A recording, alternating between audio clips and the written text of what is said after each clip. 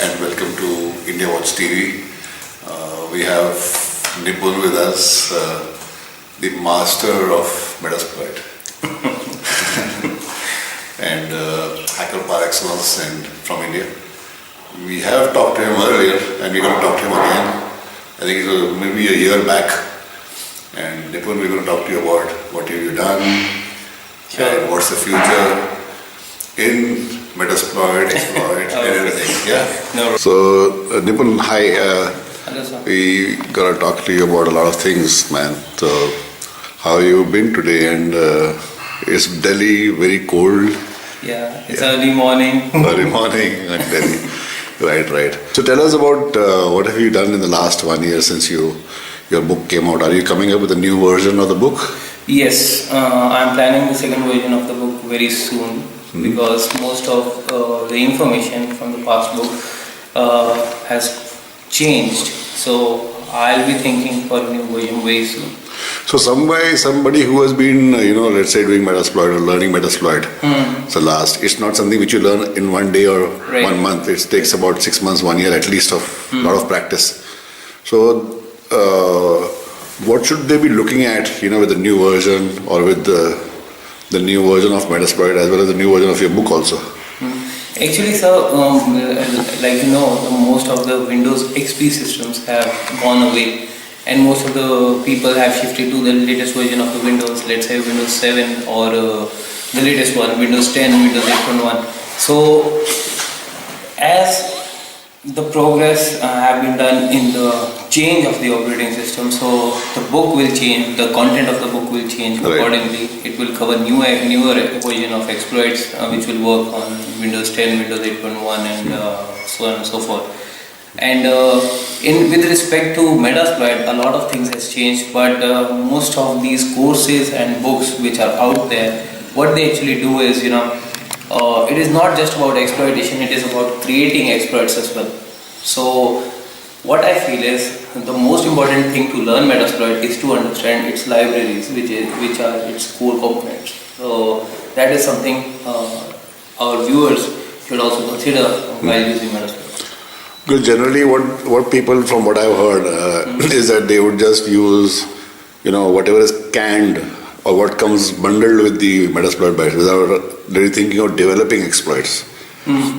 Actually, if we talk about writing exploits, Metasploit provides each and every tool which you need to create a new exploit. Let's say if you need to do a fuzzing for a particular software, you have tools with Metasploit, which is pattern offset, pattern create and stuff like that. We have, if you want to create an exploit, you have a small utility called MSFtidy which checks if an exploit is correct or not. Right. So we have a lot of things. Okay, so maybe something for the newbies absolutely who are walking into Metasploit or who are walking into the domain. What sort of skills should somebody have to become an exploit I would say writer or or a user also? Let's say even if he has to use Metasploit, but what sort of basic knowledge should he have? Right. So this is actually a question which a lot of people have asked. What is the difference between a normal user visiting a website and a hacker visiting a website?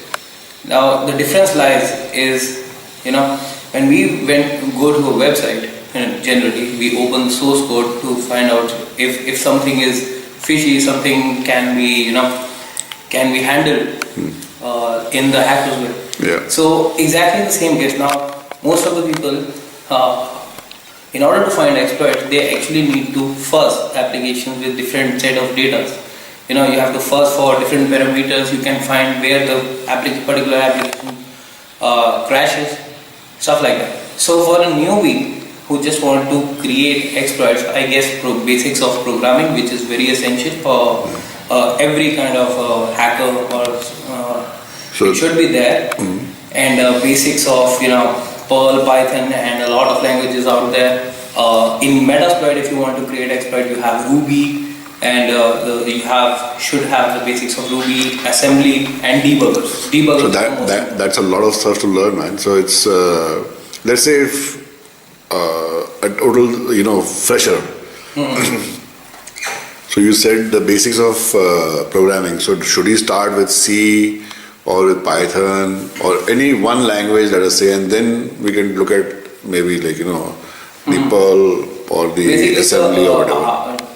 If I have to say I love a particular language, that would be Python. But the mother of all languages, which I have loved more for rather than Python, is C. Okay. So everything, let's say, if you want to do Linux programming, if you want to create anything or everything, that basically depends on C. And if you have a strong skill set in C, most of those programming languages out there become very easy because the concepts are same. So Right. if you learn a core language like C, that will be perfect. Great. Okay, let's move to the domain of hacking. Now, you are, besides, of course, academically oriented, you are also a professional, information security testing and this thing. So I don't. So what sort of changes have you seen in the last 1 year or 2 years in terms of threats, in terms of threats in the information space, like?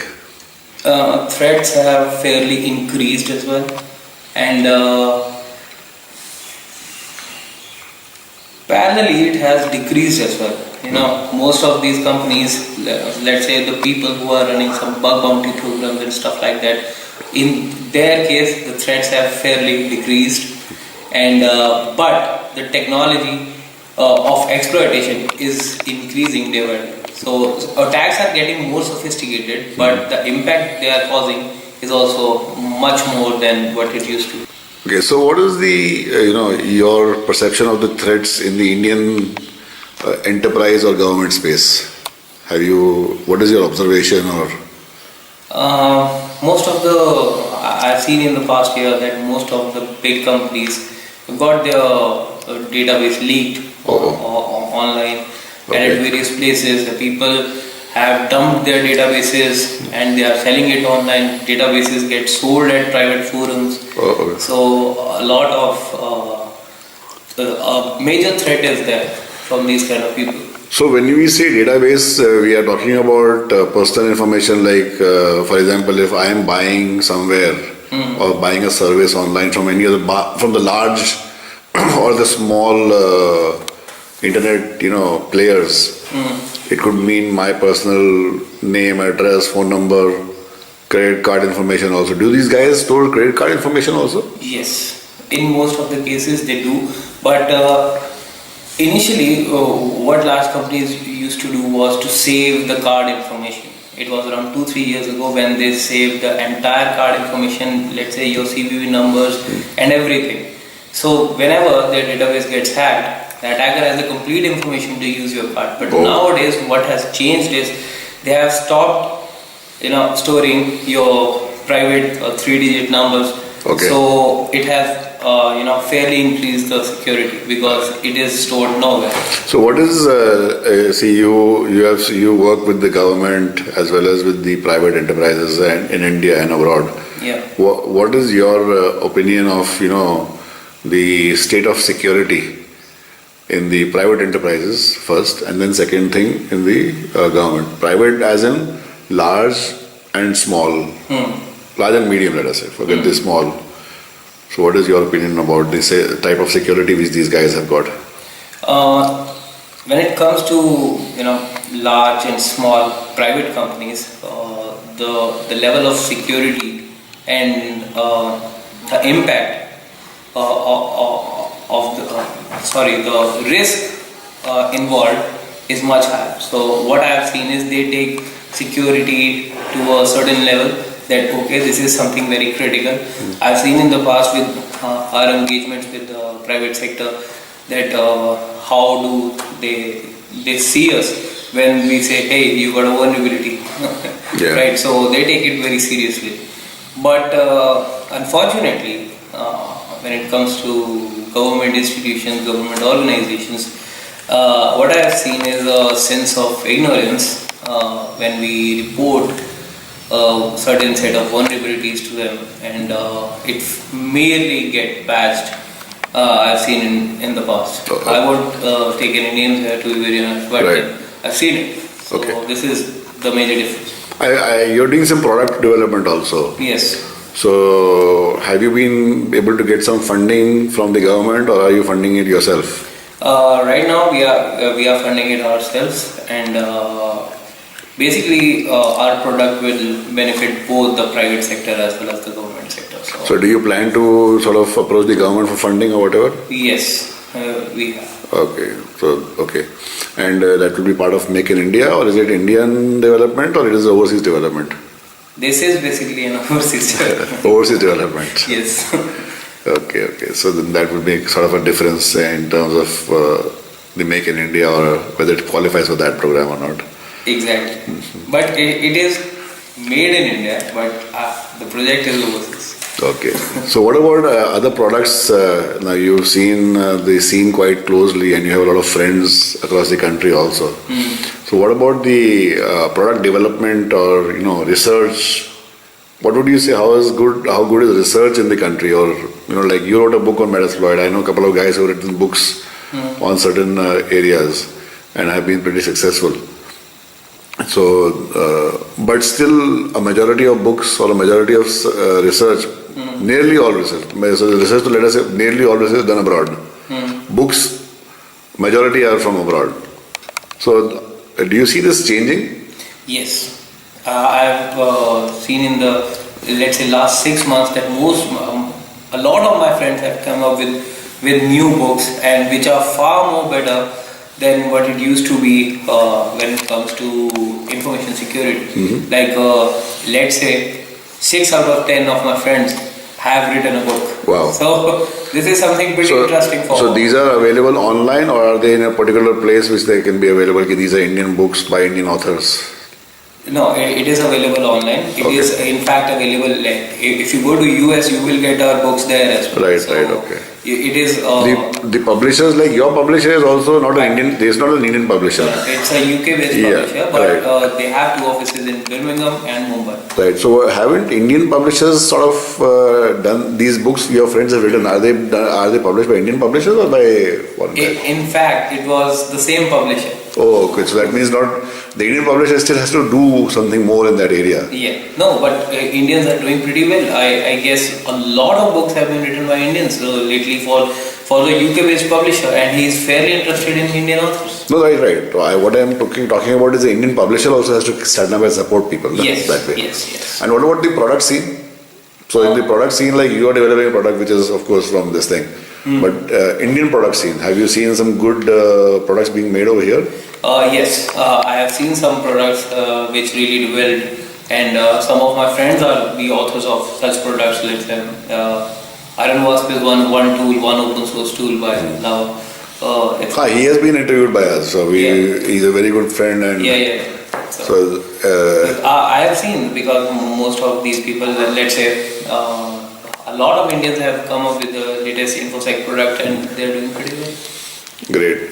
What I would really like you to do, maybe our blog is coming up, so maybe one fine day you can just give a list of people or friends who are developing products. Definitely. As well as your friends who have written books. Yes. So maybe you could just share that with us and for our viewers also. Sure. Right. That will be great. Yeah. So what would you say to, let's say, of course there's a lot of advice given to newbies. And now I will talk about advice to give to the professionals who are already in the business. So there are some guys who say that if they have learned, testing, hacking or whatever, they become the great guys, ninjas or whatever you call it. Some guys who have done audit, they think that the world is just audit. So what do you say about something like that? So I spent around 7+ years in this field, and I cannot still call myself an expert because this field is so vast and so challenging that it changes each and every day. So nobody particularly is an expert. So let's say if one attack is working today, it might not work tomorrow. So this is how much challenging our field is. Right. So for an expert advice to the professionals is that stay grounded. Okay. Okay, and It is our field is very challenging. It is very vast. You are not the jack of all trades, so stop bragging about yourselves. Yeah. Let's say even let's say if you master just one single technique, that doesn't mean you are the king of information security. Yeah. So simply stop bragging about it. Help the newer guys, newer ones. They have quite a lot of potential. Try to help everyone, just like Dinesh Obrija sir, who helps everyone, especially people like us. So this is a bit of an advice, and one more advice I would like to give here are for some professionals who are working in some companies. That is, if you are working for a information security division, and someone reports a bug to you, you must not discourage him after saying, okay, we already know about this issue. Now if you know about this issue, get it patched. Okay, please do not discourage them. And that would be much better. Face facts, like you said, stay grounded. So at least, Exactly. So you have a problem, admit that you have a problem. Exactly. Right. It hardly takes around 2 minutes to patch a vulnerability. Yeah. Why to discourage people that we already know about this issue? Now, if you know about this issue, why don't you? Why didn't you do it? Why didn't you correct it? Right. Exactly. So this is a bit of an advice. Good. Yeah, I know. So great. Good talking to you, man. And Thank you so much. we wish you the best for your new version, the new edition of your book. Thank you so much. And may you write many more books, man. So definitely. So I would like you to write with me someday. That sure, should be we'll do that together. We'll do something together. So definitely. and it'll be great when you write for IndiaWatch also, something like that. Any once in a while. So any interest as we close? Any interest just in a very short, couple of few seconds or something like that. Any case? Any interesting case which comes to your mind in terms of somebody got scammed, somebody got hacked badly, somebody, anything? There was the most interesting thing which stands in your mind whenever you think about information security. There was an organization which got hacked recently, and that is something which comes into my mind, and we eventually found the guys on time. Okay.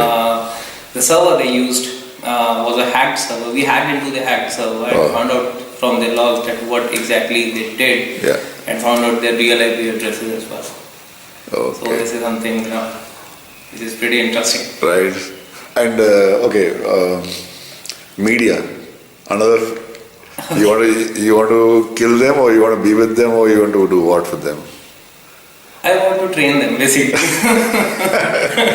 Responsible disclosure or responsible reporting. Exactly. Responsible reporting should be there. Facts should be known before making someone the king of kings. Yeah. So they should, act responsibly, and that's it. I've seen a lot of so-called infosec professionals taken to certain heights, and people like the real leads out there who actually do a lot. They are from day-to-day operations to everything. They say, "What the hell, man? What these guys are doing?" So at least media should act responsibly, and they should consider their decisions before making someone feel much more higher than what it used to. Last word. What do you think about brand ambassadors? I think they are not required. Okay, good. Okay, yeah, thanks a lot, Nipun. Thanks. Great having you, and we'll look forward and wish you all the best once again. Take care. Stay warm. Stay safe, and have fun, man.